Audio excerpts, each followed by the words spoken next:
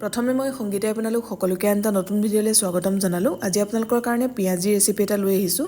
এই পিয়াজিবিধ অতি সহজতে কম সময়তে বনাব পাৰি। আশা কৰিছোঁ আপোনালোকে ৰেচিপিটো ভাল পাব।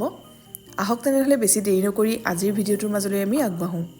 পিয়াজি বনাবৰ বাবে মই ইয়াত 3টা ডাঙৰ পিয়াজ লৈছোঁ। বাকলি গুচাই ভালদৰে ধুই ল'লোঁ।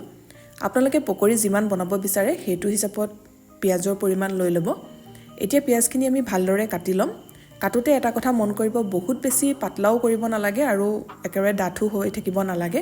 এটা জোখত আপোনালোকে কাটি ল'ব। পিয়াজৰ ওপৰ ভাগটো অকণমান বেছিকৈ কাটি দিব, তেতিয়া কাটোতে এনেদৰে পাহিবিলাক খোল খাই যায় সহজতে। আৰু ইয়াত দেখিছে মই অকণমান পাতলকৈ কাটি লৈছোঁ, কিন্তু বহুত বেছি পাতলাও নহয়। এইদৰে এটা জোখত পিয়াজখিনি ভালকৈ কাটি ল'ব। এয়া মোৰ গোটেইকেইটা পিয়াজ কাটি লোৱা হৈ গ'ল। দেখিছে এটা সমান জোখত মই কাটি ল'লোঁ। এনেদৰে কাটি ল'ব। এতিয়া ইয়াত বাকী মছলাখিনি আমি যোগ কৰিম। প্ৰথমতে পিয়াজখিনিত অকণমান নিমখ সানি ল'ব। এয়া মই জোখমতে নিমখ দি লৈছোঁ।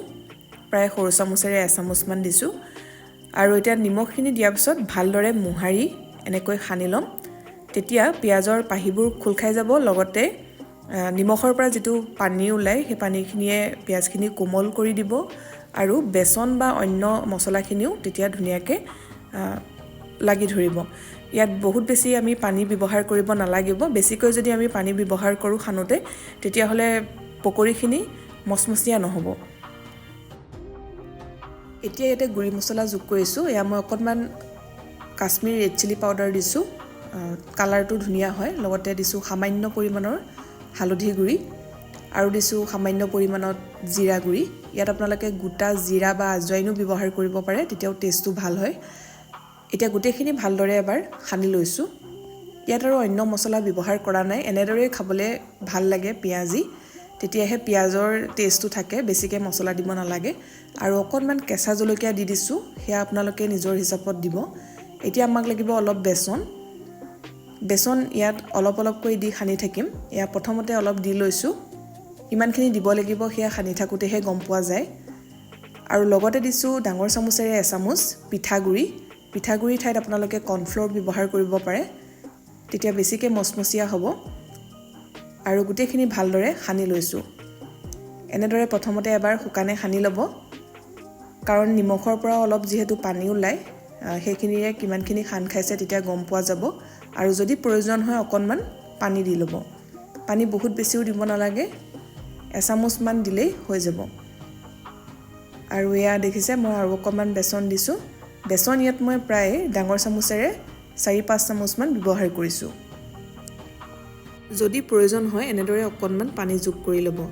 ইয়াত দেখিছে একেবাৰে কম পৰিমাণত দিছোঁ, মাত্ৰ পানী অকণমান ছটিয়াইহে দিছোঁ। এনেদৰে সানি থাকিব।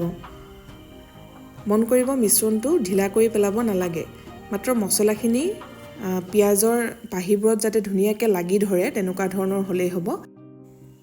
এয়া মই সানোতে প্ৰায় 1 চামুচমান পানীহে ব্যৱহাৰ কৰিছোঁ। এয়া গোটেইখিনি মোৰ ভালকৈ সানি লোৱা হৈ গ'ল। মিশ্ৰণটো এনেধৰণৰ হ'ব, অলপ আঠা আঠা ধৰণৰ হৈ পৰে। এয়া দেখিছে মছলাখিনি ধুনীয়াকৈ লাগি ধৰিছে পিয়াজৰ পাহিবোৰত। এয়া পকৰি বনাবৰ বাবে সঠিক হৈছে। ইয়াতকৈ আৰু কোমল কৰিব নালাগে। পিয়াজিখিনি আৰু অলপ মচমচীয়া হ'বৰ বাবে এনেদৰে অকণমান গৰম তেল দি দিব। এয়া মই তেল গৰম কৰি থৈছিলোঁ, তাৰ পৰা সৰু চামুচেৰে 2 চামুচ তেল দিলোঁ আৰু ভালদৰে মিহলাই লৈছোঁ। আনফালে কেৰাহীত অলপ সৰহকৈ ৰিফাইন তেল গৰম হ'বলৈ দি থৈছিলোঁ। তেলখিনি ভালদৰে গৰম হৈ আছে। এতিয়া ইয়াত এইদৰে অলপ অলপকৈ মিশ্ৰণ লৈ তেলত দি যাব আৰু গেছৰ ফ্লেমটো মিডিয়ামত ৰাখিব। ল' টু মিডিয়ামত ৰাখি পিয়াজিখিনি ভাজি ল'ব। ইলুটি শিলুটি কৰি অকণমান ৰঙচুৱা হোৱালৈকে ভাজিব। অতি সহজতে হৈ যায়, বহুত বেছি সময় নালাগে। একেবাৰে কম সময়ত কম সামগ্ৰীৰে ঘৰতে এনেদৰে পিয়াজি বনাই চাহৰ লগত জুতি ল'ব পাৰিব। পিয়াজিখিনি বনাওঁতে আপোনালোকে কিমানখিনি ডাঙৰ কৰে বা সৰু কৰে সেয়া নিজৰ কথা, কিন্তু হাতেৰে বেছি চেপ দি নাথাকিব। অলপমান মিশ্ৰণ লৈ তেলত দি গ'লেই হ'ল, বেছি চেপ দি থাকিব নালাগে। এনেধৰণে এতিয়া পিয়াজিখিনি অকণমান ৰঙচুৱা হোৱালৈকে ভাজি ল'ম।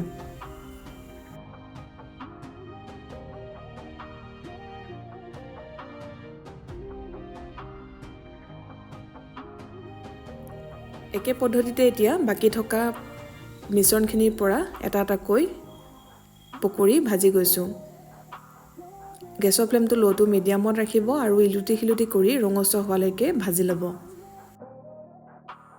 এয়া পিয়াজিখিনি ভাজি লোৱা হৈ গ'ল এতিয়া অকণমান পদিনাৰ চাটনি আৰু লগতে চাহৰ সৈতে পৰিৱেশন কৰিছোঁ মন কৰিছে ঘৰতে পিয়াজি বনাবলৈ একেবাৰে সহজ অতি কম সামগ্ৰী লাগে লগতে কম সময়ত হৈ যায় আৰু এনেদৰে বনাই চাহৰ লগতে হওক বা ভাতৰ লগতো পৰিৱেশন কৰিব পাৰে খাবলৈ খুবেই ভাল হয় আৰু খুবেই মচমচীয়া হৈছে আগতে যদি এই পদ্ধতিত পিয়াজি বনোৱা নাই এবাৰ নিশ্চয় বনাই চাব আৰু কেনে পালে কমেন্ট কৰি জনাব আশা কৰিছো ভিডিওটো চাই ভাল পাইছে যদি ভাল পাইছে ভিডিওটো লাইক কৰিব লগতে শেয়াৰ কৰিব যিসকলে চেনেলটো এতিয়ালৈকে সাবস্ক্ৰাইব কৰা নাই সাবস্ক্ৰাইব কৰি কাষতে থকা বেল আইকনটো প্ৰেছ কৰি অল কৰি ৰাখিব তেতিয়া আহিবলগীয়া ভিডিও নটিফিকেশন বিলাক আপুনি পাই থাকিব আকৌ এটা নতুন ৰেচিপিৰ সৈতে সোনকালে লগ পাম ভিডিওটো চোৱাৰ বাবে বহুত বহুত ধন্যবাদ